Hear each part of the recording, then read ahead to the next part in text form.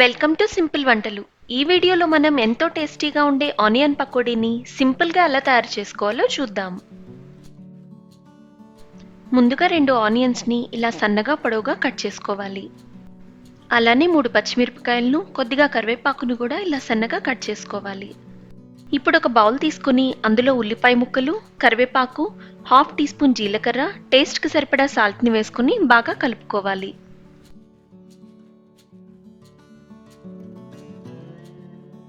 ఇందులో 1 కప్ శనగపిండి, 2 టేబుల్ స్పూన్ల బియ్యం పిండిని వేసుకోవాలి. ఆనియన్స్ నుండి వచ్చిన వాటర్తో ఈ పిండిని కలుపుకోవాలి. పిండిని కొద్దిగా గట్టిగా కలుపుకుంటేనే మనకి పకోడీలు క్రిస్పీగా వస్తాయి. ఇందులో చాలా కొద్దిగా వాటర్, ముందుగా కట్ చేసుకున్న చిల్లీస్ని వేసి మిక్స్ చేసుకొని పక్కన ఉంచుకోవాలి.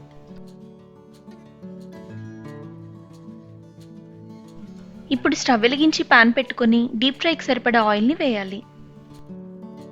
ఆయిల్ హీట్ అయ్యాక ఈ పిండిని పకోడీల్లా వేసుకోవాలి. ఆయిల్కి సరిపడా పకోడీల్ని వేసుకొని గరిటెతో కలుపుతూ ఒక 2-3 నిమిషాలు ఫ్రై చేసుకోవాలి.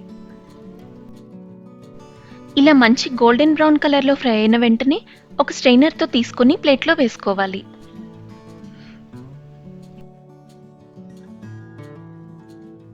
ఇదే విధంగా మిగిలిన పిండి మొత్తాన్ని కూడా పకోడీల్లా వేసి ఫ్రై చేసుకోవాలి. ఎంతో క్రిస్పీగా, టేస్టీగా ఉండే ఆనియన్ పకోడీ రెడీ అయిపోయింది.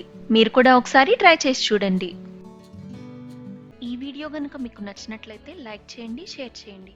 అలానే మరిన్ని ఇంట్రెస్టింగ్ వీడియోస్ కోసం మన ఛానల్ని సబ్స్క్రైబ్ చేసుకోండి.